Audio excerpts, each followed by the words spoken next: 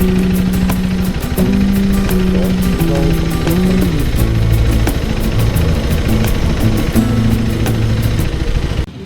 मित्रांनो, माझ्या यूट्यूब चॅनलवरती तुमचं स्वागत आहे. आणि खास करून नमस्कार चाकरमान्यानो, आजची ही व्हिडिओ खास तुमच्यासाठी असणार आहे. आता गणपतीचा सण आलेला आहे. 14 सप्टेंबरला गणपती येत आहे. सगळ्यांना गावी जाण्याची घाई लागलेली आहे. मनात खूप सारी उत्सुकता आहे आणि त्याच्यासाठी आज मी निघालो आहे गावी. आणि आज मी मुंबई गोवा हायवे करणार आहे. त्या गोवा हायवेवरती तुम्हाला कुठे कुठे काय काय अडचणी येतील, काय येतील, त्याचं पूर्ण तुम्हाला व्हिडिओमध्ये तुम्हाला सांगणार आहे. तर तुम्ही ही व्हिडिओ पूर्णपणे बघा. मोस्ट ऑफली झाली 10-15 वर्ष झाली ह्या रस्त्यावरती खूप सारे असे खड्डे खळगे वगैरे खूप मिळतात. म्हणजे 10-15 वर्ष झाली आपल्या चाकरमान्यांना कधीसुद्धा चांगला रोड असा कधी नशिबात मिळालेला नाही आहे. तर ह्या वर्षी तरी मिळतो की नाही ते बघायचं आहे. म्हणून मी आज निघालो आहे, गावी जाणार आहे. मुंबई ते रत्नागिरी बघणार आहे की ह्या रस्त्याची आता सध्या कंडिशन काय आहे आणि ह्या व्हिडिओमध्ये तुम्हाला सांगणार आहे. त्याच्यावरून तुम्ही पुढे गणपतीत जाताना तुम्ही अंदाज लावू शकता की तुम्हाला किती वाजता निघायचं आहे, कसं निघायचं आहे, कुठून जायचं आहे आणि कुठून परत रिटर्न यायचं आहे, याचा अंदाज तुम्ही लावू शकता. तर ही व्हिडिओ पूर्णपणे बघा, तुम्हाला खूप आवडेल. आणि आवडली तर नक्की सबस्क्राईब करा, लाईक करा आणि शेअर करा.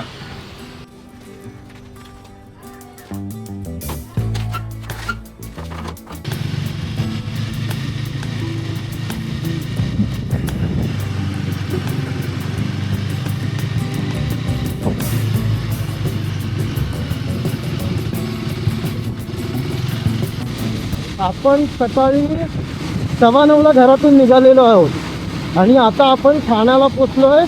11:05 झाले. हेवी ट्रॅफिकमुळे आपल्याला खूप टाईम लागला आहे. नाही तर आपण इथे 10:30 वाजेपर्यंत आपण पोचू शकलो होतो. ह्याच्या पुढे आपल्याला अजून मुंबई गोवा हायवेला जायला कमीत कमी 1.5 तास अजून 1.5 ते 2 तास अजून कमीत कमी लागतील. चला बघूया.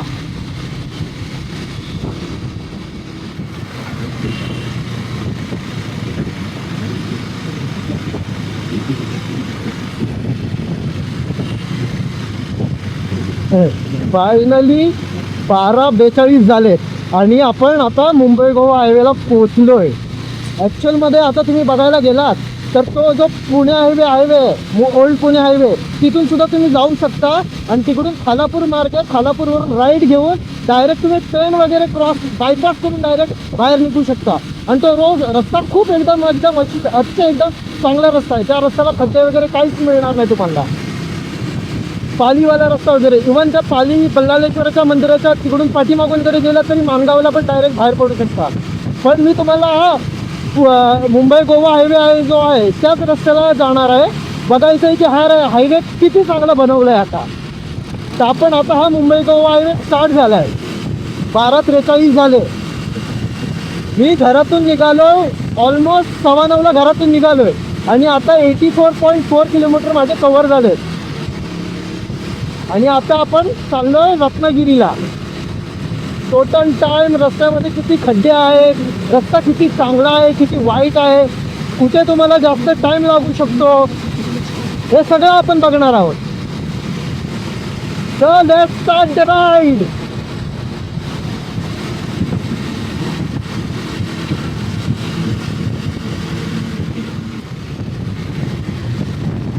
चालू होते.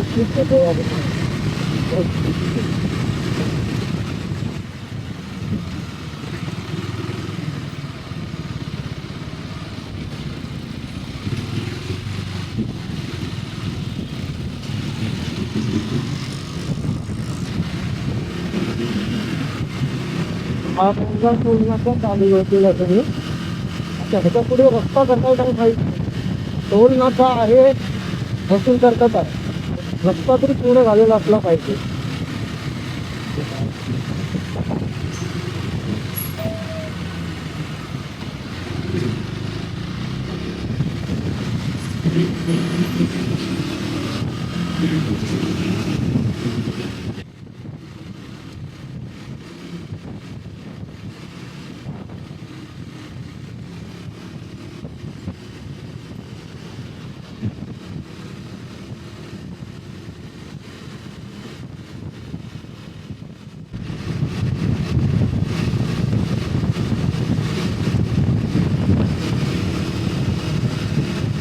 ओल्ड पुणे हायवेवरून जो रस्ता येतो तो इथे बाहेर पडतो. हा रस्ता खूप छान आहे. म्हणजे पूर्ण ओल्ड पुणे हायवेला कनेक्ट करेपर्यंत सिमेंटचा रोड आहे. खालापूर वगैरे सगळा इथे पाठीचा गणपती वगैरे. आणि रस्त्याला बिलकुल खड्डा नाही आहे. आणि त्याच्यानंतर तुम्ही ओल्ड पुणे हायवेला गेला तर ओल्ड पुणे हायवे खूप असं छान रस्ता आहे. त्या रस्त्याला सुद्धा तुम्हाला खड्डे सुद्धा मिळणार नाही, ट्रॅफिक सुद्धा मिळणार नाही.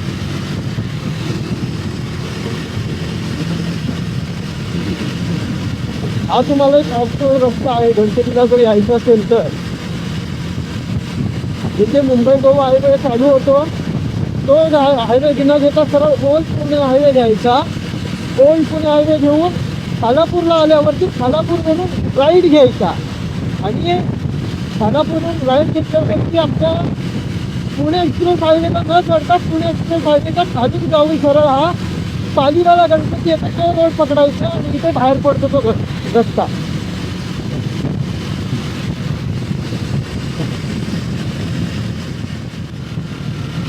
हा स्टेशन फुल होता, ॲक्टिव्ह नाही आहे.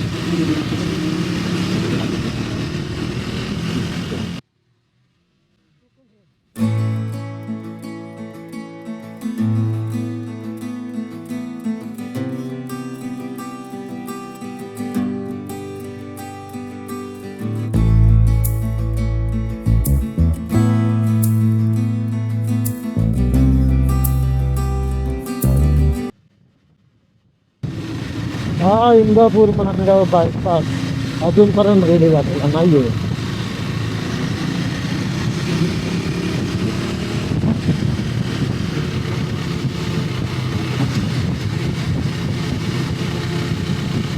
गणपतीला हे पूर्ण जाम होणारच आहे. काही करा, इथे किती काही केलं तरी हे प्रत्येक वर्षी हे जाम असतं.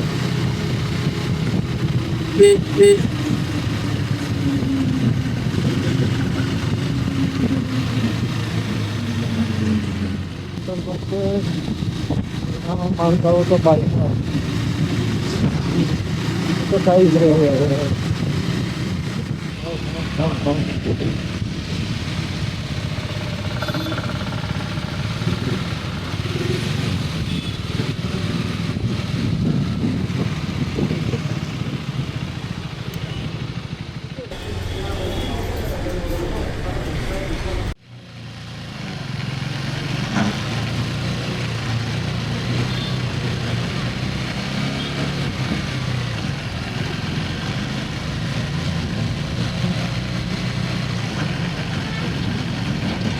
आता आपण जेवण झालंय. जेवण करून आपण निघालो माणगाववर.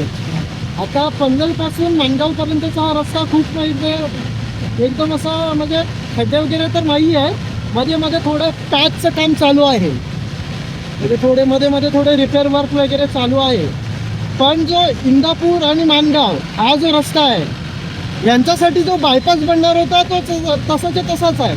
त्यामुळे इथे जे लागणारे ट्रॅफिक आहे हे तुम्हाला ह्या गणपतीला सुद्धा हँडल करावंच लागणार आहे.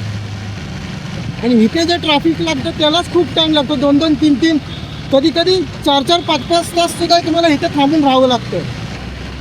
एवढी गणपतीला गर्दी असते. त्यामुळे ह्या तयारीतच या की तुम्हाला इकडे ट्रॅफिकमध्ये थांबायचं आहे. बाकी पनवेलपासून इकडे रस्त्याला वगैरे खड्डे वगैरे याची काय बोलण्यालायक नाही आहे. मध्ये मध्ये स्पीड ब्रेकर वगैरे आहेत ते ठीक आहे. आणि मध्ये मध्ये थोडं पॅचचं काम चालू आहे. म्हणजे गणपतीच्या अगोदर तुम्हाला रस्ता ओपन करायला पूर्ण ओपन करता येईल असे पॅचचं काम चालू आहे. ते मे बी गणपतीपर्यंत ते सुद्धा काम होऊन जाईल.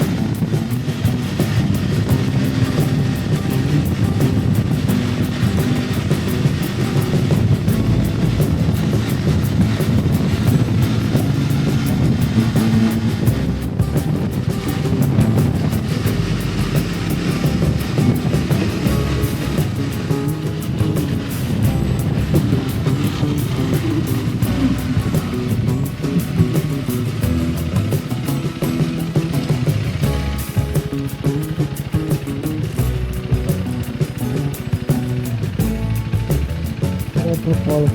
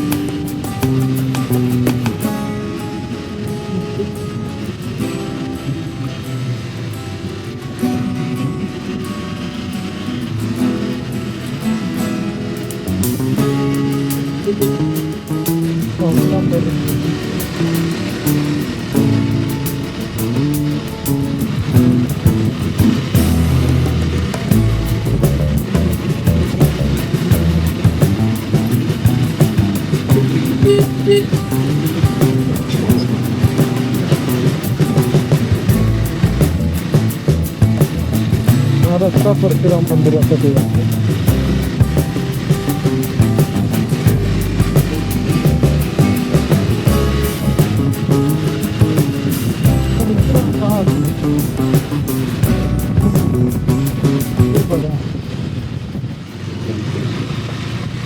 इकडून ते ब्रिजचं गावाला मुश्किल आहे.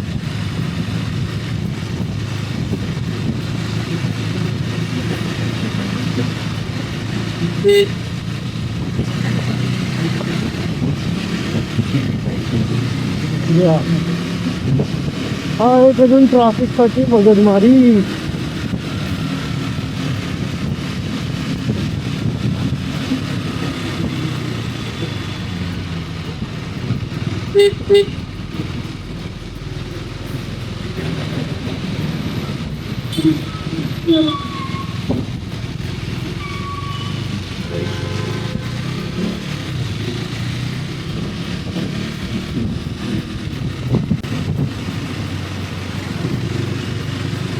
चिपळूणला जाणारा हा बायपास, चिपळूणला बायपास करणारा हा फ्लायओव्हर जो आहे तो कम्प्लीट झालेला नाही आहे अजूनपर्यंत.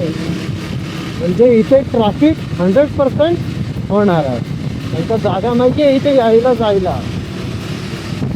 हेवी व्हेकल्स बंद केली तरी छोट्या गाड्या सुद्धा जाताना मुश्किल होतात इथे.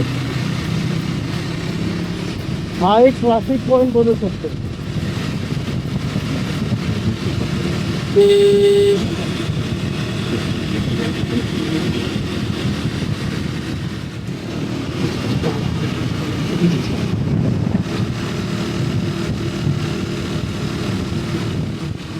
पाचवा टोल नाका.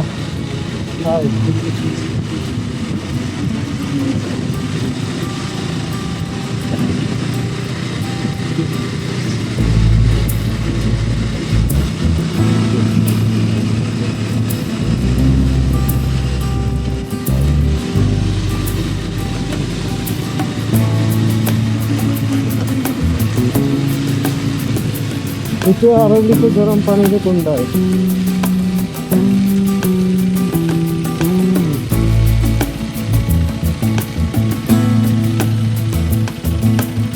इथे आरवलीचे गरम पाण्याचे कुंड आहे.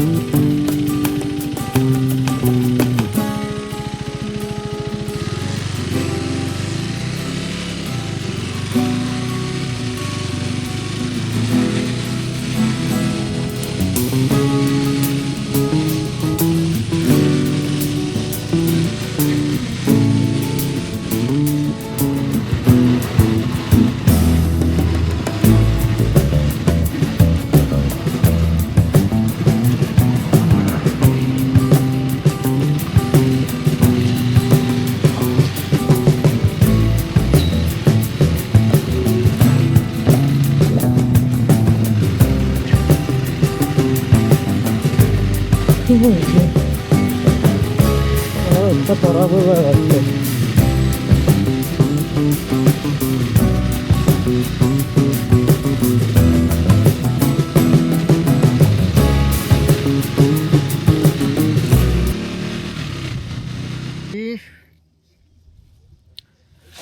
आता आपण आहोत संगमेश्वरच्या आतमध्ये. ऑलमोस्ट डिंगणी पूल आहे हा. डिंगणी पुलावर हे इथून गणपतीपुळे वगैरे जायला शॉर्टकट आहे. माझी राईड ऑलमोस्ट कंप्लीट झाली. आता इथून 20 ते 25 किलोमीटर राईड केल्यावरती मी माझ्या घरी पोचेन. आजच्या जे राईडचा आहे ना तो रिव्ह्यू मी तुम्हाला देतो आज. मुंबई गोवा एक्सप्रेस हायवे जो आहे तो एकदम खूप छान बनवला आहे. ह्या गणपतीसाठी मोस्ट ऑफली खूप सारे प्रॉब्लेम सॉर्ट आउट होणार आहेत. खूप सारे चाकरपण्यांना त्रास थोडा कमी होईल अशी आशा आहे.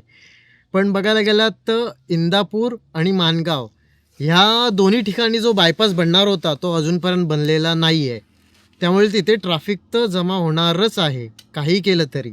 त्याच्यामुळे ट्रॅफिक जमा झाल्यामुळे तिथे त्रास होऊ शकतो. आणि अजून जागोजागी प्रत्येक ठिकाणी थोडेसे पॅच रिपेअर करायचं कामसुद्धा चालू आहे. तिथे थोडा बहुत म्हणजे ऑलमोस्ट गणपती यायच्या आधीपर्यंत ते सगळे कंप्लीट करून टाकतील ते लोक. याच्यासाठीच एवढी फास्टवरती कामं चालू आहे. वडखळ नाका मी स्टार्ट केलं पनवेलपासून स्टार्ट केल्यानंतर पूर्ण माणगावपर्यंत मला अजिबात रस्ता फुल एकदम मोकळाच मिळाला. काहीसुद्धा खड्डे वगैरे काही नव्हते जास्त. थोडं पॅच वगैरे होते ते थोडंसं एवढा काही त्रास नाही झाला. मी मस्तपैकी 80-90चा स्पीड मेंटेन करून राहिलो होतो. माणगावला मी जेवण केलं. जेवण करून नंतर मी जो राईड स्टार्ट केली. रस्ता खूप एकदम म्हणजे एकदमच खूप असा रस्ता हायवे प्लेन रस्ता मिळाला मला. मी ऑलमोस्ट 100 and 110चा स्पीड मेंटेन करून चालत होतो इथे. आणि आता इथे यायला म्हणजे पर आवर्स मला ऑलमोस्ट 60 to 70 किलोमीटर्सचा मी रन केली पर आवरमध्ये. एका आवरमध्ये मला 60 to 70 किलोमीटर मी कवर करता आलं मला या हायवेला. रस्ता एकदम खूप छान बनवला आहे. तो बिंदास येऊ शकता. आता मी इथून सरळ स्ट्रेट जाणार आहे गणपतीपुळेला जाऊन माझी राईड खतम करणार आहे. चला बाय.